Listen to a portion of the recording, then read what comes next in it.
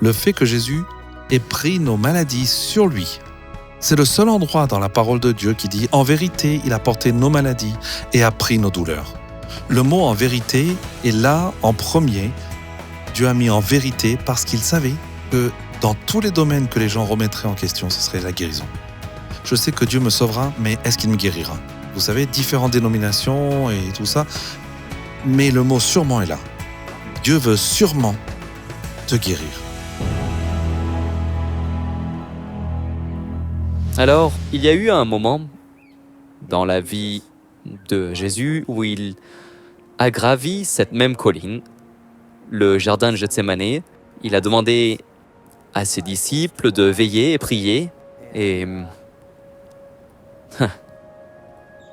prenez l'histoire à partir de là et partagez avec nous ce que vous voulez. Magnifique, un endroit magnifique. C'était le début de sa passion, sa souffrance. Et on ne voit jamais le Seigneur comme cela. Où la Bible dit dans l'Épître aux Hébreux, avec de forts cris et des larmes, il priait dans le jardin de Gethsémanée. Et la Bible dit qu'il suait des gouttes de sang, une condition appelée, en termes médicaux, hématidrose, qui se produit quand on est sous un grand stress émotionnel ou un épuisement physique extrême, un stress physique extrême. Vos capillaires éclatent et se mélangent avec votre sueur. Et le sang sort et devient de la sueur sang. Et la Bible dit que la sueur de sang est tombée au sol. Maintenant, c'est incroyable car ce qui s'est passé dans un jardin, est maintenant consommé dans un autre jardin. Quand Adam a chuté, Dieu dit, par la sueur de ton visage, tu mangeras ton pain. Autrement dit, le pain était déjà là. Adam a été pourvu. La seule différence, c'est à cause de ton péché, par ton stress, par tes peines mentales, lutte et labeur physique, tu obtiendras ton pain. Les épines et les chardons sortiront. Qu'est-ce que Jésus a fait pour nous ? Il a pris notre stress. Le premier domaine qu'il a pris pour nous, c'est ce stress mental, ces soucis mentaux et ces angoisses, cette dépression que je vois dans le monde, vous savez, c'est comme s'ils avaient plus qu'ils n'en auraient jamais en termes de possession. Et les jeunes, ils ont accès à des choses auxquelles nous n'avions pas accès. Et pourtant, on ne voit pas les gens. Vous savez, plus joyeux, ayant moins de problèmes mentaux et des choses comme ça. Mais je pense qu'aujourd'hui, c'est pire que jamais. Les gens souffrent de dépression, les jeunes même. Mais Jésus a pris tout cela. Dans le jardin de Gethsémanée, Jésus a acheté notre stress. Et sa sueur de sang. Parce que Dieu a dit, par la sueur de ton visage, tu mangeras ton pain. Maintenant, cette malédiction, il l'a rachetée. Car lorsque son sang a une qualité rédemptrice, donc lorsque son sang s'est mêlé à la sueur, notre labeur, nos efforts mentaux et nos soucis pour accomplir quelque chose qui est autrement donné librement par Dieu, gratuitement. Quand le sang s'est mêlé à la sueur, il a racheté la malédiction de la sueur humaine, du labeur, des soucis, des peines. C'est pourquoi plus tard il a porté une couronne d'épines sur sa tête, pour que vous et moi, nous puissions avoir cette paix qui surpasse toute compréhension. C'est ce qui est disponible pour nous. J'aime les jours où je pense à partir en expédition dans la terre promise avec Joseph Prince. C'est une opportunité incroyable, pasteur, de juste vous sentir libre et de prier pour les gens. De tous les lieux auxquels vous pensez, le moment où Jésus a dit « Non, pas ma volonté, mais que ta volonté soit faite », c'était le début de la fin pour lui, pour nous. Donc, le calvaire est incroyable, bien sûr, mais il y a vraiment une décision qui a été prise dans ce jardin afin d'avancer et de commencer la rédemption de l'humanité pour toujours. Quel lieu magnifique, quelle journée magnifique.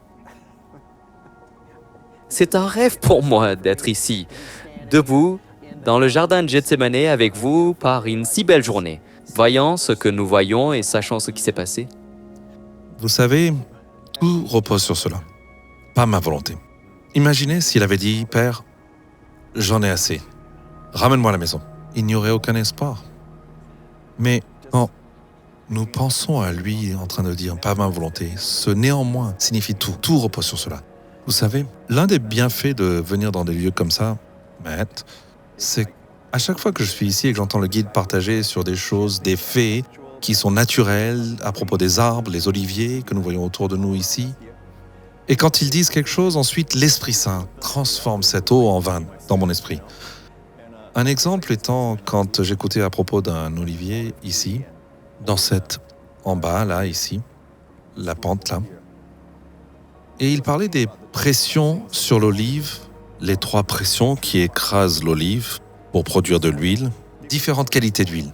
Et il disait que la première pression, à l'époque, était pour la menorah dans le temple, le chandelier pour éclairer le chandelier dans le temple, pour la lumière. Ensuite, il disait que la deuxième pression, le broyage, était pour l'onction et à des fins médicinales, pour des médicaments. Gardez cela en tête. Donc j'écoutais tout cela. Et la troisième pression, pour la purification, comme du savon aujourd'hui. C'était pour le nettoyage. Et là, l'Esprit Saint m'a montré cela. C'est ce qui s'est passé pour notre Seigneur aussi, à Gethsemane. Qui est Gethsemane? Shemen, c'est l'huile, et Geth, c'est la pression. Littéralement, il a été pressé. Et la première huile est pour la lumière, dans le temple. Dans son obscurité, il est rentré dans notre obscurité pour que la lumière du monde soit broyée ici, pour que vous et moi soyons toujours dans la lumière. Même si le monde devient de plus en plus sombre, nous devenons de plus en plus lumineux. Et la deuxième pression, il a été pressé de nouveau, broyé de nouveau, où? Quand il était écorché. Son corps a été écrasé, il a été meurtri. Littéralement, le mot, il a été meurtri pour nos iniquités. Qu'est-ce que ekymos pour nous aujourd'hui? C'est comme un bleu-noir, une marque. Mais en hébreu, le mot meurtri signifie écrasé, comme dans une presse à olives. Par ses meurtrissures. Okay? Il a été écrasé pour nos iniquités. Le châtiment qui nous donne la paix est tombé sur lui, et par ses blessures, nous sommes guéris. La deuxième pression est pour la médecine. Donc nous avons la prochaine étape qui est brisée pour notre guérison. C'est déjà offert pour aujourd'hui. On n'a pas besoin de gagner la guérison, pas besoin de nous y qualifier, on n'a pas besoin d'être bon pour l'obtenir. Il nous l'offre comme le pain pour les enfants. Et la troisième, c'est pour, souvenez-vous de la purification à la croix. Il a été totalement brisé. Amen. Pour nous purifier de tous nos péchés. Donc, être ici et écouter ce qui est naturel, mais si vous n'êtes pas ici, vous ne pouvez pas le voir, ok, ni expérimenter les arbres, la topographie, et c'est pour ça que Dieu l'a conçu ainsi. Le mont des Oliviers, avec tant d'oliviers, Dieu savait très bien qu'il allait nous parler à travers les arbres. Et chaque fois que je viens ici, c'est comme mes yeux sont ouverts. Et je sais que je repars comblé. C'est comme aucune autre vacance où on part en vacances et qu'on est en train de se relaxer. Et de toute façon, vous savez mieux que moi, mais j'aurais besoin de vacances après cela. Mais vous revenez d'Israël comblé. Et nos gens adorent quand je reviens d'Israël parce qu'il y a tant à leur transmettre.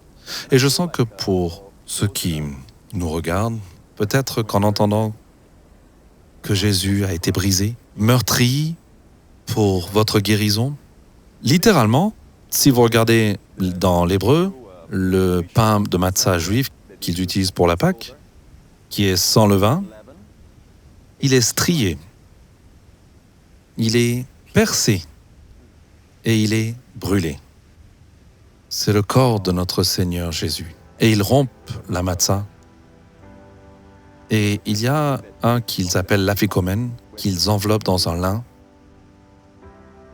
Maintenant, quand vous y pensez, okay, le fait que Jésus ait pris nos maladies sur lui, c'est le seul endroit dans la parole de Dieu qui dit « En vérité, il a porté nos maladies et a pris nos douleurs ». Le mot « en vérité » est là en premier. Dieu a mis « en vérité » parce qu'il savait que dans tous les domaines que les gens remettraient en question, ce serait la guérison. Je sais que Dieu me sauvera, mais est-ce qu'il me guérira? Vous savez, différentes dénominations et tout ça, mais le mot « sûrement » est là. Dieu veut sûrement te guérir. Et je sens que quelqu'un, en ce moment, a reçu un mauvais diagnostic. Et je pense que c'est un cancer et vous venez de recevoir cette nouvelle très récemment, peut-être il y a 2 jours. Et au moment même que vous regardez, Dieu vous a déjà guéri de cette condition. Au nom de Jésus, recevez votre guérison, recevez votre miracle. Alléluia. Tout de suite, placez votre main sur la zone affectée. Maintenant, au nom de Jésus, je commande à cette maladie de mourir maintenant. Tu ne mourras pas, mais tu vivras. Mais cette maladie va mourir.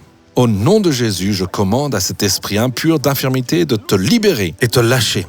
Au nom de Jésus-Christ, car par ses meurtrissures, par ses coups, par l'écrasement, la guérison coule. Recevez-la au nom de Jésus. Amen. De Gethsémané. Magnifique. Vous savez ce qui me vient à l'esprit, pasteur, quand nous sommes ici, c'est le moment où nous avons commencé notre discussion.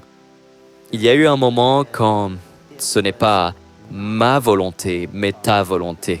C'était quand on pense à ce qui se passait dans la vie de Jésus à ce moment-là, il savait ce qui allait arriver. Oui. Il savait ce qu'il affrontait. Il savait ce que personne d'autre ne savait.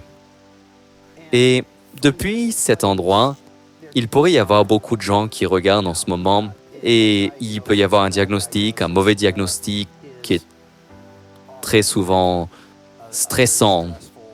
Les médecins, tout ce par quoi on passe quand ça arrive, je comprends cela. Mais il y a beaucoup de gens qui affrontent des choses qui, à partir de ce lieu, il a pris la décision de continuer. Il y a nous sommes debout directement sur le côté du Mont des Oliviers.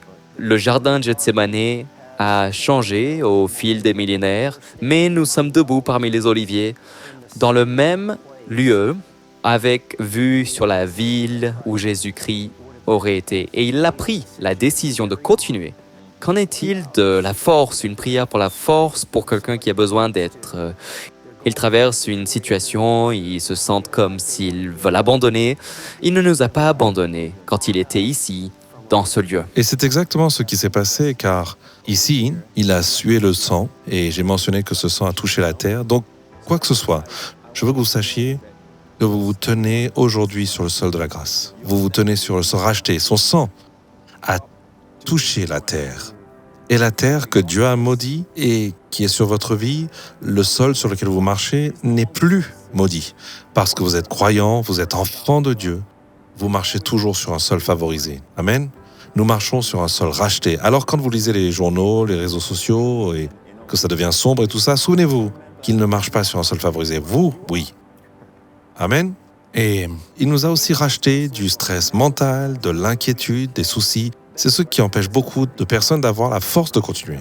La Bible appelle cela l'espérance. Et l'espérance dans la Bible est une attente positive de bien. Nous pensons à l'espoir comme « Ah, j'espère que ça va arriver. Oui, j'espère peut-être. » Mais l'espérance, ce n'est pas l'espérance biblique. C'est une attente confiante et positive du bien dans votre avenir. Alors je vous invite, à cause de ce que Jésus a fait, il a pris votre couronne d'épines, vos soucis, vos peurs, votre malédiction, et vous pouvez recevoir sa paix. Merci Seigneur. Et dans votre esprit, commencez à voir positivement le bien qui est là dehors, que le Seigneur a pour vous. Et cessez de regarder autour de vous pour être angoissé. Cessez de regarder en vous pour être déprimé. Regardez vers le Seigneur Jésus. Soyez en paix. Amen. Cette force vous portera. Ce n'est pas par votre propre force, ce n'est pas en serrant les dents et en disant « je vais y arriver jusqu'à la fin », quelle que soit la difficulté. Il s'agit de se reposer en le Seigneur et il vous portera. Amen. Pasteur, à partir de ce lieu, il y a, vous savez, donnez-nous une parole pour encourager à avancer pour le public à partir de cet endroit. Ça serait magnifique. Au nom de Jésus, Merci Seigneur. vous pouvez y arriver. Cette épreuve que vous traversez, et vous la traverserez, même si je traverse la vallée de l'ombre de la mort. Remarquez que vous ne campez pas, vous ne restez pas, vous la traversez. Remarquez aussi qui est là avec vous. Vous êtes avec moi. Tout le temps, il a utilisé la seconde personne, ou plutôt la troisième personne. Il restaure mon âme, il me conduit. Quand vous traversez la vallée de l'ombre de la mort, vous devez lui parler directement. Quand je traverse la vallée, tu es avec moi. Ta houlette et ton bâton me réconfortent. Mon ami, je ne crois pas que c'est par hasard que vous regardez cela. Vous pourrez penser que c'est par hasard que vous avez allumé cette chaîne et que vous regardez cela sur TBN, mais je crois que cette parole est venue pour vous de Gethsémane, parce que vous avez besoin de savoir que Christ vous a racheté de toutes ces inquiétudes et soucis et cette oppression. Et votre avenir est brillant, aussi brillant que sa grâce. Je vous le dis maintenant, au nom de Jésus, je vois de grandes choses pour vous. De bons jours sont encore devant vous. Amen. Vos pires jours, écoutez, ne sont pas devant vous. Vous êtes en train de passer et vous traversez. Et la restauration, vous avez perdu quelque chose, la restauration est en chemin. Elle arrive vers vous. Et quand Dieu restaure, c'est pour vous donner mieux qu'avant. Dieu restaure plus en qualité et en quantité. Tout est payé par le sang de Jésus, celui qui a sué dans le jardin. Au nom de Jésus, recevez cette force au nom merveilleux du Seigneur Jésus. Waouh, quelle belle après-midi ici, expédition, terre promise. Nous marchons là où Jésus a marché. Et la seule chose meilleure est de venir vous-même en Israël. Et nous vous invitons à venir. Il y a régulièrement des visites organisées pour les voyages. Mais, Pasteur Joseph, vos pensées finales sur cette belle colline, cet endroit magnifique, l'endroit où Jésus a décidé de continuer. Eh bien, c'est aussi l'endroit où David a monté la colline. Quelque part par ici, il est monté en pleurant quand son fils, Absalom, s'est rebellé et il n'a pas voulu se battre contre lui. Alors il est monté, c'est un temps de trahison, il dit « mon propre ami intime ». J'y pense quand vous m'avez demandé mes pensées finales. Je pense qu'il y a ceux qui ont vécu la trahison. Et juste ici, vous trouvez Jésus. La nuit où il a été trahi. Le plus grand fils de David a aussi traversé le Cédron et est monté sur le mont des Oliviers. C'est vrai. David est monté en pleurant avec tous ses hommes. Jésus est descendu jusqu'en bas, par la vallée du Cédron, au jardin de Gethsémane, et a transpiré le sang pour nous racheter. Et le retournement est arrivé pour David quand il était sur le haut du mont des Oliviers. Et il y a une chanson là qui est enregistrée pour nous. Elle parle de ce moment dans sa vie où il dit « Seigneur, combien sont nombreux ceux qui s'élèvent contre moi. Mais toi, Seigneur, tu es ma gloire et celui qui relève ma tête. » Et le retournement est arrivé quand il a chanté ce psaume. Donc je crois qu'en ce lieu, quelle que soit la situation que vous traversez, il est votre gloire et il relève votre tête. Regardez en haut, votre rédemption approche. Shalom, j'espère que vous avez aimé cette vidéo. Abonnez-vous pour ne pas rater nos programmes. Merci de faire partie de notre famille TBN.